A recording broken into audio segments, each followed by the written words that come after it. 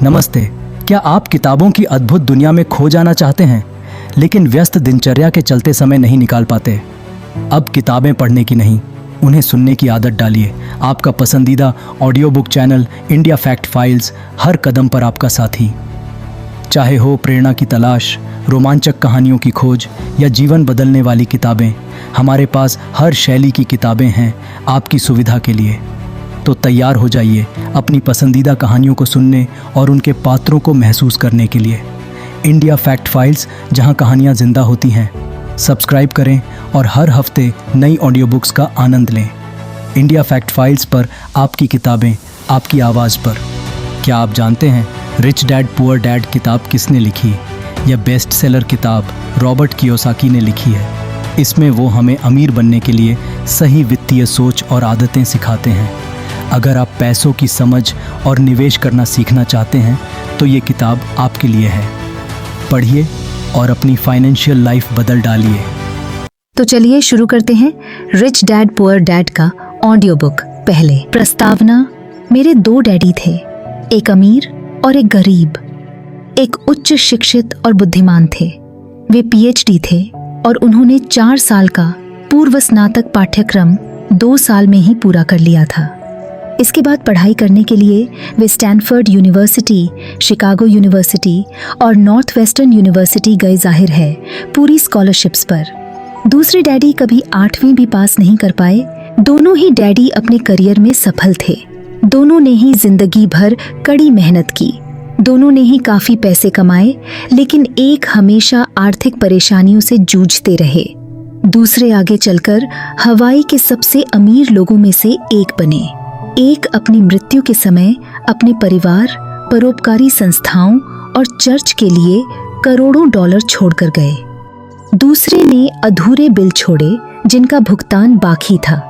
दोनों ही डैडी शक्तिशाली, करिश्माई और प्रभावशाली थे। दोनों ने ही मुझे सलाह दी, लेकिन उन्होंने एक जैसी चीजें करने की सलाह नहीं दी। दोनों ही शिक्षा पर बहुत जोर देते थे, लेकिन उन्होंने अध्ययन के लिए एक जैसे पाठ्यक्रम की सलाह नहीं दी। अगर मेरे सिर्फ एक ही डैडी होते तो मैं या तो उनकी सलाह मान लेता या फिर उसे ठुकरा देता। 2 डैडी होने से मुझे विरोधी दृष्टिकोण का विकल्प मिला, एक अमीर आदमी का और दूसरा गरीब आदमी का। उनमें से किसी एक दृष्टिकोण को स्वीकार या अस्वीकार करने के बजाय मैं उनकी कई बातों पर काफी सोच विचार करता था, उनकी तुलना करता था और फिर अपने लिए विकल्प चुनता था। समस्या यह थी कि अमीर डैडी उस वक्त अमीर नहीं थे और गरीब डैडी उस वक्त गरीब नहीं थे।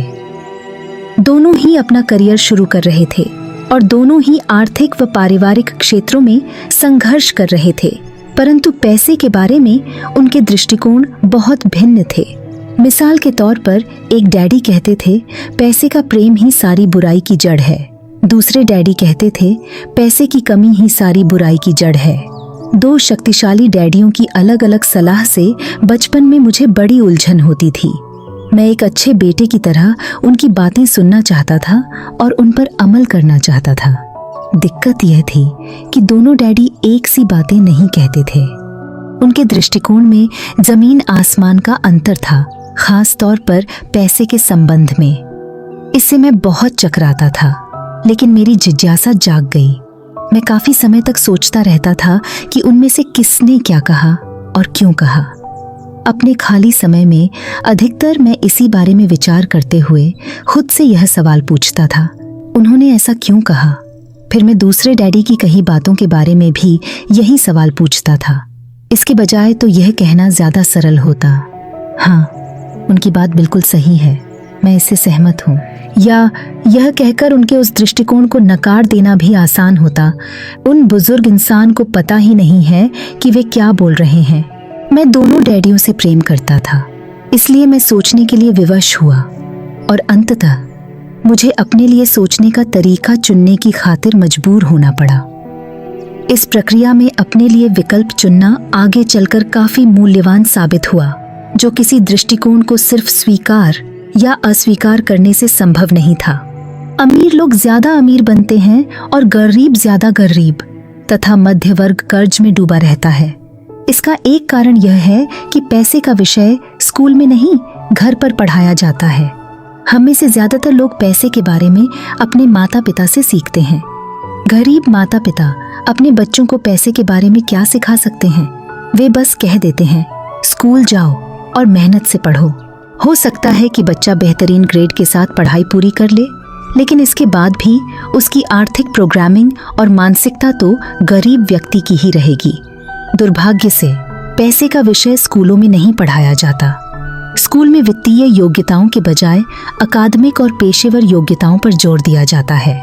इससे यह स्पष्ट होता है कि जिन चतुर बैंकरों, डॉक्टरों और लेखापालों ने स्कूल कॉलेज में बेहतरीन ग्रेड पाए थे, वे जीवन भर पैसे के लिए क्यों जूझते रहते हैं। अमेरिका पर जो भारी राष्ट्रीय कर्ज है वह काफी हद तक इसी कारण है, क्योंकि जो उच्च शिक्षित राजनेता और सरकारी अधिकारी वित्तीय निर्णय ले रहे हैं, उनके पास पैसे के विषय पर बहुत कम प्रशिक्षण है या जरा भी नहीं है। आज मैं अक्सर सोचता हूँ कि तब क्या होगा जब जल्द ही हमारे बीच लाखों करोड़ों लोग होंगे जिन्हें आर्थिक और चिकित्सकीय सहायता की जरूरत होगी। आर्थिक सहायता के लिए वे अपने परिवार या सरकार पर निर्भर रहेंगे। जब मेडिकेयर और सामाजिक सुरक्षा का पैसा खत्म हो जाएगा, तब क्या होगा? देश कैसे बचेगा? अगर पैसे के बारे में बच्चों को सिखाने का काम माता पिताओं के भरोसे छोड़ दिया जाएगा, जिनमें से अधिकतर या तो पहले से ही गरीब हैं या फिर गरीब होने वाले हैं।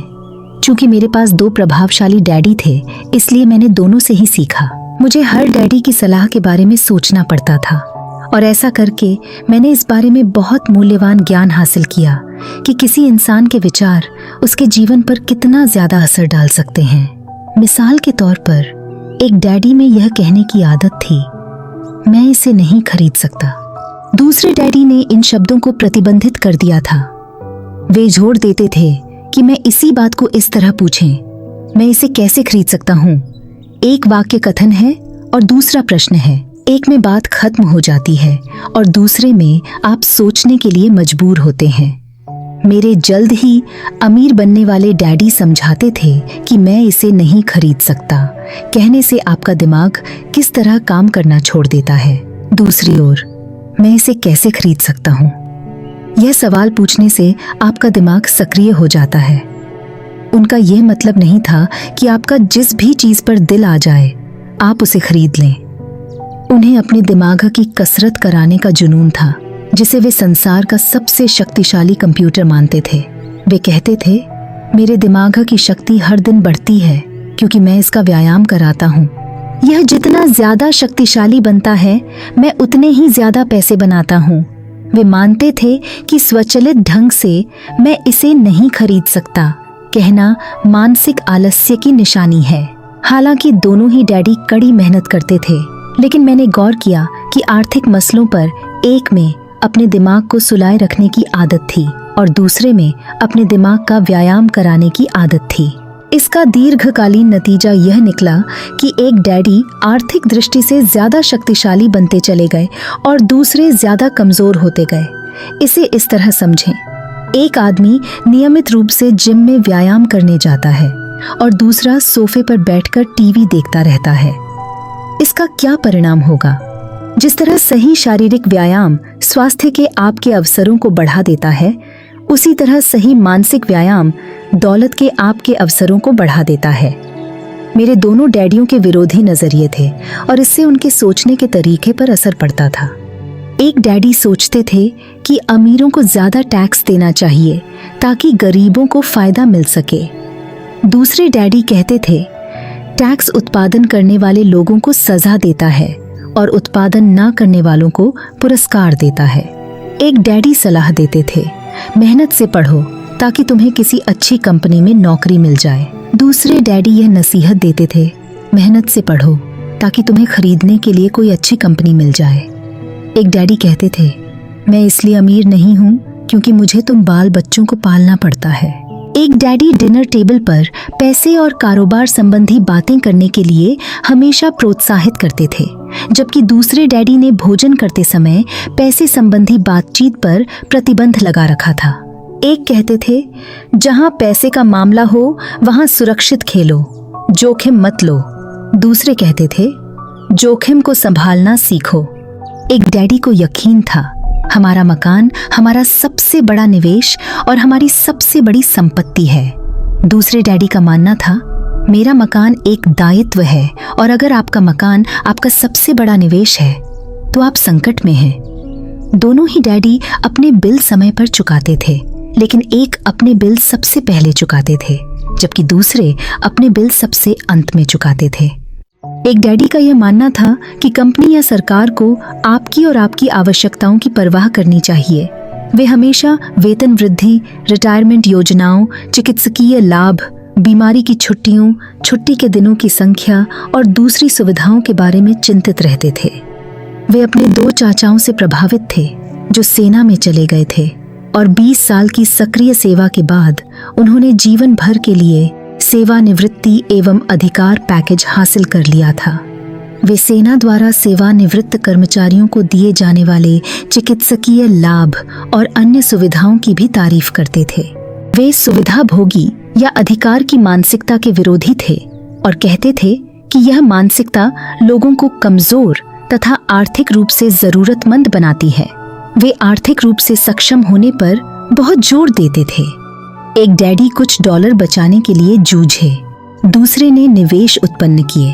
एक डैडी ने मुझे सिखाया कि अच्छी नौकरी खोजने के लिए प्रभावशाली बायोडेटा कैसे लिखा जाए। दूसरे ने मुझे सिखाया कि शक्तिशाली व्यावसायिक और वित्तीय योजनाएं कैसे लिखी जाएं, ताकि मैं दूसरों को नौकरियां दे सकूं। 2 शक्तिशाली डैडियों के साथ रहने की वजह से मुझे यह विश्लेषण करने का अवसर मिला कि अलग अलग विचारों का जीवन पर कितना अलग अलग असर होता है। मैंने गौर किया कि लोग दरअसल अपने विचारों से ही अपने जीवन को आकार देते हैं। मिसाल के तौर पर मेरे गरीब डैडी हमेशा कहा करते थे, मैं कभी अमीर नहीं बन पाऊंगा, और आगे चलकर उनकी यह भविष्यवाणी सही साबित हुई। दूसरी ओर मेरे अमीर डैडी हमेशा खुद को अमीर मानते थे। वे इस तरह की बातें कहते थे, मैं अमीर हूं और अमीर लोग ऐसा नहीं करते। जब एक बड़े वित्तीय झटके के बाद वे दिवालिया होने की कगार पर थे, तब भी वे खुद को अमीर आदमी ही कहते रहे। वे अपने समर्थन में यह कहते थे, गरीब होने और कड़के होने में फर्क होता है। कड़का होना अस्थाई है, गरीब होना स्थायी है। मेरे गरीब डैडी कहते थे, पैसे में मेरी कोई दिलचस्पी नहीं है या पैसा महत्वपूर्ण नहीं है। मेरे अमीर डैडी हमेशा कहते थे, पैसा ही शक्ति है। हमारे विचारों की शक्ति को कभी नापा नहीं जा सकता, न ही उनके प्रभाव को कभी पूरी तरह समझा जा सकता है। लेकिन इसके बावजूद बचपन में ही मैं यह समझ गया था कि मुझे अपने विचारों पर ध्यान देना चाहिए और अपनी अभिव्यक्ति पर भी। मैंने गौर किया कि मेरे गरीब डैडी के गरीब होने का कारण यह नहीं था कि वे कम पैसे कमाते थे। उनकी तनख्वाह काफी अच्छी थी। वे तो अपने विचारों और कार्यों के कारण गरीब थे। 2 डैडी होने के कारण मैं बचपन में ही बहुत सजग और जागरूक हो गया था कि मैं किन विचारों को अपनाऊं, मैं किसकी बात मानूं, अपने अमीर डैडी की या गरीब डैडी की। हालांकि वे दोनों ही शिक्षा और सीखने को बहुत महत्वपूर्ण मानते थे, लेकिन क्या सीखा जाए इस बारे में दोनों की राय अलग अलग थी। एक चाहते थे कि मैं मेहनत से पढ़ें, डिग्री हासिल करूं और पैसे कमाने के लिए कोई अच्छी नौकरी हासिल कर लूं। वे चाहते थे कि मैं किसी पेशे में जाने या वकील या अकाउंटेंट बनने के लिए अध्ययन करूं और किसी बिजनेस स्कूल से MBA करूं। दूसरे डैडी मुझे प्रोत्साहित करते थे कि मैं अमीर बनने के लिए अध्ययन करूं, ताकि मैं यह समझ लूं कि पैसा कैसे काम करता है और यह सीख लूं कि इससे अपने लिए कैसे काम कराया जाए। मैं पैसे के लिए काम नहीं करता, ये शब्द वे बार बार दोहराते थे। पैसा मेरे लिए काम करता है। 9 साल की उम्र में मैंने यह फैसला किया कि मैं पैसे के बारे में अपने अमीर डैडी की बात मानूंगा और उन्हीं से सीखूंगा। इसका मतलब यह निर्णय लेना भी था कि मैं अपने गरीब डैडी की बातें अनसुनी कर दूंगा, हालांकि उनके पास कॉलेज की ऊंची ऊंची डिग्रियां थीं। पैसे के बारे में मेरे उच्च शिक्षित डैडी की सलाह और नजरिए को न मानने का निर्णय दुखद था, लेकिन यह एक ऐसा निर्णय था जिसने मेरी जिंदगी की दिशा तय कर दी। एक बार जब मैंने यह फैसला कर लिया कि किसकी बात मानूंगा, तो धन के बारे में मेरी शिक्षा शुरू हो गई। मेरे अमीर डैडी ने मुझे 30 साल तक सिखाया, जब तक कि मैं 29 साल का नहीं हो गया। इसके बाद उन्होंने सिखाना छोड़ दिया, क्योंकि तब उन्हें एहसास हो गया कि मैं वह सब कुछ जान गया था और पूरी तरह समझ गया था जो वे अक्सर मेरी मोटी खोपड़ी में घुसाने की कोशिश कर रहे थे। पैसा शक्ति का एक रूप है, लेकिन वित्तीय शिक्षा इससे भी ज्यादा शक्तिशाली है। पैसा आता जाता रहता है, लेकिन अगर आप जानते हैं कि पैसा कैसे काम करता है तो आप इस पर काबू कर सकते हैं और दौलत बनाना शुरू कर सकते हैं। सिर्फ सकारात्मक सोच से ही काम नहीं बनता है। इसका कारण यह है कि अधिकतर लोग स्कूल कॉलेज तो गए थे, लेकिन उन्होंने कभी यह नहीं सीखा कि पैसा कैसे काम करता है। इसीलिए वे पैसे के लिए काम करने में अपनी पूरी जिंदगी बिता देते हैं। जब मेरी शिक्षा शुरू हुई थी उस वक्त मैं केवल 9 साल का था, इसलिए मेरे अमीर डैडी ने मुझे जो सबक सिखाए वे सरल थे। बाकी बातें जो भी हों, उनके सिर्फ 6 मुख्य सबक थे जिन्हें उन्होंने 30 साल तक दोहराया। यह पुस्तक उन्हीं 6 सबकों के बारे में है जिन्हें उतनी ही सरलता से बताया गया है जितनी सरलता से अमीर डैडी ने मुझे इन्हें सिखाया था। ध्यान रहे, सबक का मतलब जवाब नहीं है, इसका अर्थ तो मार्गदर्शक है। ऐसा मार्गदर्शक जो अधिक दौलतमंद बनने में आपकी और आपके बच्चों की मदद करेगा, चाहे इस लगातार परिवर्तनशील और अनिश्चित संसार में कुछ भी होता रहे। अगर वीडियो का पार्ट 2 देखना चाहते हैं तो कमेंट सेक्शन में कमेंट कीजिए और ऐसे ही मज़ेदार कहानी सुनने के लिए लाइक, शेयर एंड सब्सक्राइब ज़रूर कीजिए। जय हिंद, वंदे मातरम, भारत माता की जय।